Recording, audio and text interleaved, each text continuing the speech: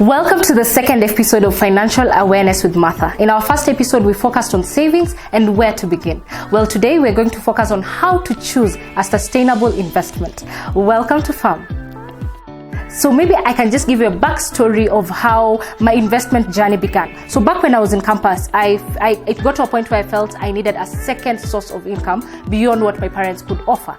And so I looked around where I used to live. I used to live in hostels outside the school and identified the need or the pain points that we had as students there. So one of the things that was quite a challenge was accessing the laundromat. Yeah. So I noted, well, this is something I could start. So I approached my brother.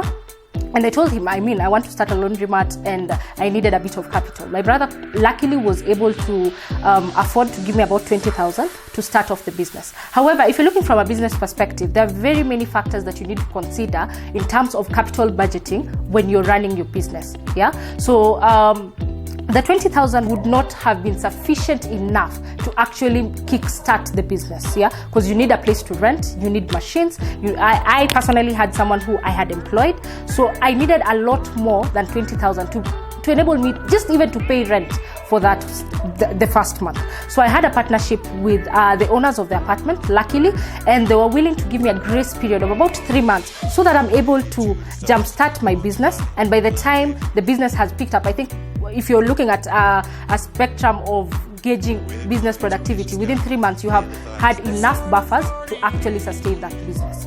So yes, so I was lucky to have a partnership with the owners and also a bit of capital from my brother. Then unfortunately, while in the business, I think around beginning of month 3, okay, I looked at my bank account and noticed I don't have enough funds to actually even start paying rent. Why? This is because every profit that I was getting from the business automatically went to sustain my lifestyle, which is one of the mistakes we do when we're starting a business. So I wanted a second source of income because of the kind of lifestyle I was living. So the gross profit I was getting from the business automatically went to sustain my lifestyle. So by the time I'm going to month 3, I noticed, okay, I won't even be able to raise rent. Then luckily, one day I went through Instagram and I saw Kate Actress. Kate Actress is one of our great influencers in Kenya. And she was opening the Kate Actress Foundation, and she had the idea of sponsoring young entrepreneurs who had something running. So all you needed to do was to apply for the commitment, and then she would reach out to you. If she feels that your business is, it carries a bit of water, then she's able to actually sponsor your business. So I applied for the sponsorships, and luckily I was able to get. So we're going into month 3, and at least it's a breather. So I have enough cash to actually start paying rent. Then about 2 months from when I got the first sponsorship from Kate Actress, we had a strike. So this biashara of mine was just getting slapped from one place to another. So we had a strike, and the school closed and the students went home. So unfortunately, my business model is banked on having students being available. We are doing laundry for the students. So when we closed school, I did not have enough money to actually sustain the business in terms of paying rent, paying the lady I had employed, because there was nothing running. So I had to close down, and I think that was just the fall of the business. However, as much as the business failed, there are certain aspects that I feel I got right. Number 1, I had a strategic plan for the business. So by a strategic plan, I mean I was able to identify my customer, so the students who are living in that hostel and even within the campus. And number 2, I was able to identify the need for these students. So accessibility to the laundromat was a pain point. I was able to identify that and fulfill that need. Number 2 was accessible financing. So I did not go to the bank to get a loan or to my brother to take it as a loan. Rather, I was able to get capital that was not pegged on the success of the business for me to be able to return the money back. So from the sponsorship of Kate Actress, a great shout out and a great thank you to the Kate Actress Foundation. And of course from my brother, this was more or less a sponsorship. I did not require to return the money back to the owners. So number 3 was social capital. One, I was able to negotiate favorable terms with the owners of the company and the owners of the apartment where I used to stay, that they gave me a leeway of about 3 months for me to be able to stabilize my business and start paying rent.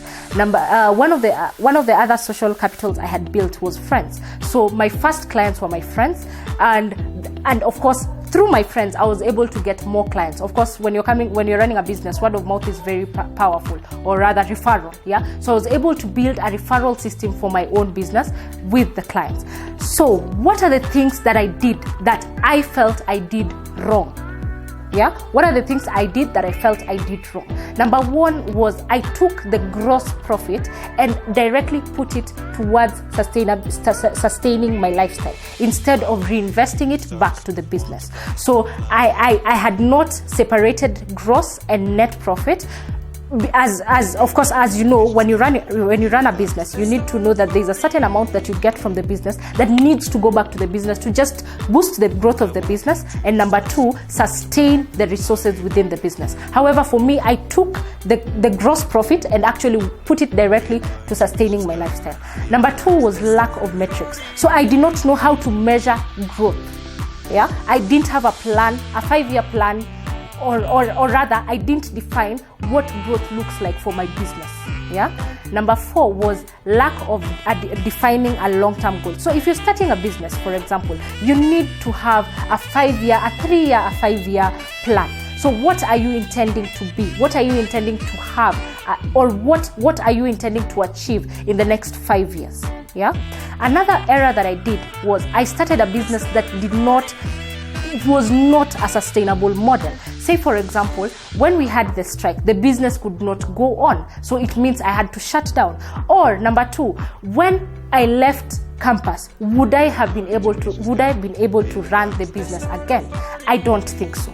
Because the business model that I had created was very active. It required my ability to be there and actually see the recording from the paperwork to the service that was being provided, and that means my business model was not sustainable over time. So what are the factors to consider when you need to, choose an investment? Yeah. So number one, I would put need. So what is the need you're trying to fulfill with this business model? So going back to my story, whatever I was trying to fulfill was the accessibility to a laundromat. Yeah. So this was a pain point for my customer segment, and I was trying to fulfill that need because one, you need to understand this product that I'm offering or this service that I'm offering, it has a direct impact to this situation in my environment. Number two is accessibility of the finance. Yeah. So how are you getting the initial capital to run the business? If you're taking a loan, because I believe not all circumstances will have the lack of getting sponsorship or getting money that you do not need to return. However, if you're looking from a loan perspective, from the profits that you're gaining from the business, will you be able to sustain the business and still pay out for the loan? And how long will it take you to actually pay for the loan? Then another thing to consider is the BHAG. So what are your big, hairy, audacious goals? What are you looking at to achieve in 5 years? And can you define it, and can you define the mechanisms that you'd use to actually get to those BHAGs? Yeah. Another factor to look at is the sustainability of the business. And going back to my story, my business could not foresee the strike. So when the strike happened, I had to close down.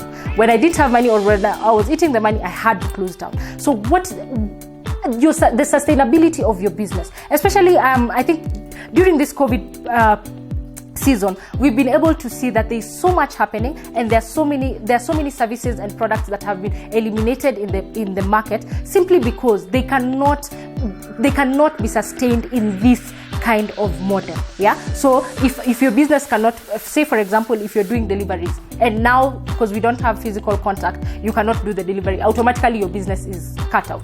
Yeah. And then are you capable? Yeah. So do you get what you want to do? Do you understand the business model that you're trying to bring? Do you want it? Are you passionate about what you want to do? Are you passionate about what you're trying to fulfill as a need for your customer? And then can you afford it? So if you're getting a loan, whatever you're getting or wherever you're sourcing the money from, are you able, one, to return the money, or can you even afford? Do you have enough savings to kickstart the business? Yeah. So as I finish, I think one of the greatest things about starting is that you get to learn. I personally am very grateful that I was able to have such an experience, whether the business flopped or not. Yeah, I think I was able to pick a lot of lessons from that, and I think I'm in a better situation right now to actually run with something like that. So considering all the factors that we have talked about, how would I have changed my business model? Yes, number one, I would have negotiated a different payment arrangement. So instead of paying the unit, the location where I was doing the laundromat, as rent, I would pay it as rent to own. So I'm very lucky to have been able to join Savo, and one of the things that Savo offers is something called Savo Saves. So Savo Saves allows you to have a savings plan that enables you to own an apartment across a very flexible payment plan. So as I had said earlier on, one of the mistakes I did was taking the gross profit and directing it towards sustaining my lifestyle. However, if I had adopted Savo Saves, then it means I would be cautious enough to ensure that all profits I'm gaining from the business go towards my rent to own scheme. Of course, Savo would also enable me to expand my business. In what sense? By having the laundromats running throughout all the buildings that they have done. We have about 6 projects within Nairobi, and this I would then stand a chance to have a long-term goal. So starting from one hostel and targeting to go across all projects within Nairobi. Yeah. So today, by using the tips that we have learned today, I would have been able to turn around the fortunes of my business. And however, I have no regrets. This has given me an opportunity to share with you this story. I hope you found it fulfilling. Thank you for tuning in. Do subscribe to join the F.A.M family as we walk this journey towards financial independence.